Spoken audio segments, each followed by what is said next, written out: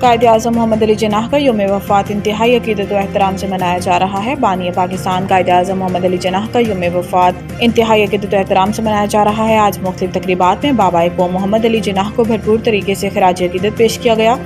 بانی پاکستان کے مزار پر آج مشہور شخصیات سمیت شہریوں کا حاضری دینے کا سلسلہ جاری رہے گا، جبکہ پھولوں کی چادریں بھی چڑھائی جائیں گی۔ بابا قوم کے یوم وفات کے سلسلے میں مختلف تنظیموں کی جانب سے ملک بھر میں سیمینار، مذاکروں اور دیگر تقریبات کا اہتمام کیا جائے گا۔ آج صبح سویرے وزیر اعلیٰ سندھ مراد علی شاہ نے اپنی کابینہ کے ہمراہ مزار قائد پر حاضری دی، فاتحہ خوانی کی اور پھولوں کی چادر چڑھائی۔ اس موقع پر مراد علی شاہ کا کہنا تھا کہ قائد اعظم کے اصولوں پر عمل کر کے ہی ملک کو ترقی اور استحکام دیا جا سکتا ہے۔ قائد اعظم کے خواب کی تعبیر نوجوانوں کی محنت اور عزم میں ہے۔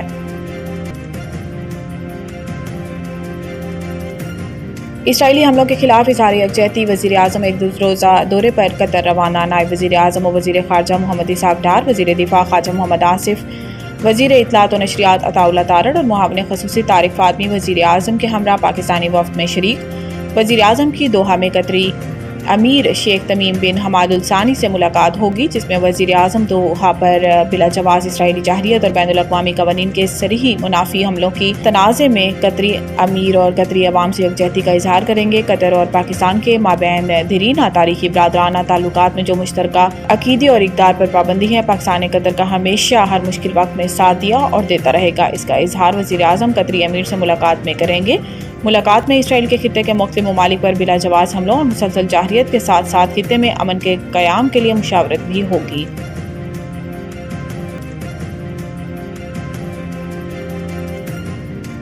پنجاب حکومت کا نجی کشتیوں کو ریگولیٹ کرنے کا فیصلہ، اے سی جلال پور پیروالا عہدے سے فارغ۔ وزیر اطلاعات پنجاب ازما بخاری نے لاہور میں پریس کانفرنس کرتے ہوئے بتایا کہ ایک پرائیویٹ کشتی چلانے کا واقعہ سامنے آیا۔ پرائیویٹ کشتی سیلاب زدگان کو محفوظ مقام پر منتقل کرنے کے پیسے مانگ رہی تھی۔ ازما بخاری کا کہنا تھا کہ سیلاب سے متاثرہ علاقوں میں نجی کشتیوں کو ریگولیٹ کیا جائے۔ نجی کشتیوں کی ادائیگی حکومت کرے گی۔ اب تمام پرائیویٹ کشتیاں حکومت کی نگرانی میں چلیں گی۔ انہوں نے کہا کہ کہا جاتا ہے کوئی آیا ہی نہیں، ہماری کوئی مدد نہیں کی گئی۔ 22 لاکھ افراد کو محفوظ مقامات پر منتقل کیا۔ ملتان میں 139 کشتیاں عوام کو ریسکیو کرنے میں مصروف ہیں۔ پنجاب سخت ترین آفت سے لڑ رہا ہے۔ اس طرح کے سویپنگ بیانات دینا کہ کوئی مدد نہیں آیا، یہ نامناسب ہے۔ ان کا کہنا تھا کہ سیاست کے لیے سیلاب کو استعمال کرنا نامناسب ہے۔ سیلاب کے حالات سے نکل کر ہم اسکور سیٹل کریں گے۔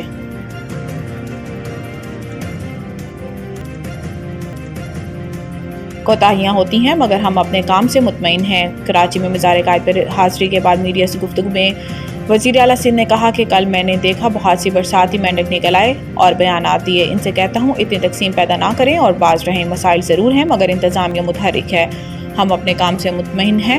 کوتاہیاں ہوتی ہیں مگر غلط افواہیں دینا درست نہیں۔ انہوں نے کہا کہ پچھلے 3 دن بارش میں انتظامیہ متحرک رہی۔ میرا نہیں خیال ایسی مثال کہیں اور ملتی ہے۔ 19 اگست کو ہونے والی بارشوں کے پیشن گوئی نہیں تھی۔ ہماری غلطی یہ تھی کہ ہمیں لوگوں کو آگاہی دینا چاہیے تھی۔ مراد علی شاہ کا کہنا تھا کہ ہم سے یہ غلطی ہوئی ہے کہ بارش ہوتے ہی ہم فوراً گھر کے لیے نکل پڑتے ہیں۔ 19 اگست کو لوگ دفاتر سے جلدی نکل پڑے اور بارش کے پانی کے باعث گاڑیاں بند ہوئیں۔ بارش کا پانی کلیئر کرنے میں 2 سے 2.5 گھنٹے لگتے ہیں، اس لیے فوری گھروں کے لیے نہ نکلیں۔ وزیر اعلیٰ نے مزید کہا کہ سعدی ٹاؤن اور سعدی گارڈن سے پانی گزارنے کے لیے نالہ بنایا ہے پر اس میں بھی مسائل ہیں، جبکہ M9 پر ہمیں نالے کی گزرگاہ بنانے کی اجازت نہیں۔ ہم نے M9 انتظامیہ کو بنانے کا کہا ہے۔ کراچی میں 24 گھنٹوں کے دوران موسم کیسا رہے گا؟ چیف میٹرولوجسٹ کراچی امیر حیدر لغاری کے مطابق آج شہر کا مطلع کہیں مکمل اور کہیں جزوی ابرآلود رہنے کا امکان ہے، جبکہ مضافاتی علاقوں سمیت شہر میں ہلکی بارش کا امکان ہے۔ محکمہ موسمیات کے چیف کا کہنا ہے کہ جمعہ سے مطلع جزوی اور مرطوب رہنے کی توقع ہے۔ بلوچستان منتقل ہونے والے سسٹم کو بحیرہ عرب سے نمی مل رہی ہے، جس کے تسلسل کے سبب نچلی سطح کے بادلوں کی وجہ سے جمعہ کو بھی کبھی کبھار فوار اور بوندا باندی کا امکان رہے گا۔ چیف میٹرولوجسٹ نے واضح کیا ہے کہ شہر میں موسلا دھار بارشیں ہونے کا کوئی امکان نہیں۔ ایشیا کپ پاک بھارت میچ پر پابندی کی درخواست، بھارتی سپریم کورٹ کا بڑا فیصلہ۔ ایشیا کپ 2025 کے شیڈیول کا اعلان ہونے کے بعد سے بھارتی شدت پسند حلقوں کی جانب سے پاک بھارت میچ کی مخالفت جاری ہے۔ بھارتی میڈیا کے مطابق پاک بھارت کی مخالفت حد سے بڑھتے ہوئے گزشتہ روز بھارتی سپریم کورٹ تک جا پہنچی، جہاں میچ پر پابندی کے لیے درخواست دائر کر دی۔